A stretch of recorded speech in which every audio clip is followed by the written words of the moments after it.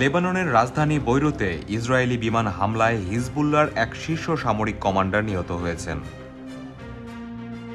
ইব্রাহিম আকিল নামে ওই কমান্ডারের নিহত হওয়ার বিষয়টি ইসরায়েলের সামরিক বাহিনী নিশ্চিত করেছে। তবে হিজবুল্লাহ এ ব্যাপারে এখনও আনুষ্ঠানিকভাবে কিছু জানায়নি।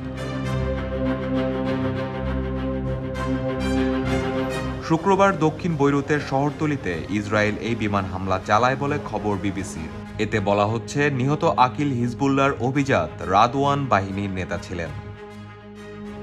হামলার সময় তিনি হিজবুল্লাহ ও ফিলিস্তিনের একটি সশস্ত্র গোষ্ঠীর প্রতিনিধিদের সঙ্গে বৈঠকে ছিলেন।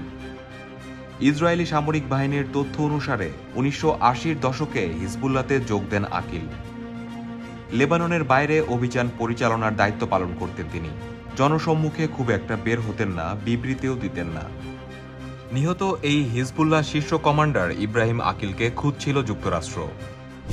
আল জাজিরার খবর বলছে, মার্কিন পররাষ্ট্র মন্ত্রণালয় ইব্রাহিম আকিলের মাথার জন্য ৭০ লাখ মার্কিন ডলার পুরস্কার ঘোষণা করেছিল।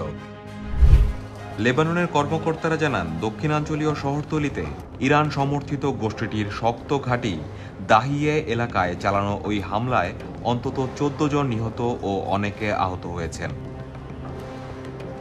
ওই হামলায় একটি আবাসিক ভবন ধসে পড়ে এবং অন্য ভবনগুলো ব্যাপকভাবে ক্ষতিগ্রস্ত হয়। ধ্বংসস্তূপের নিচে চাপা পড়েন অনেকে।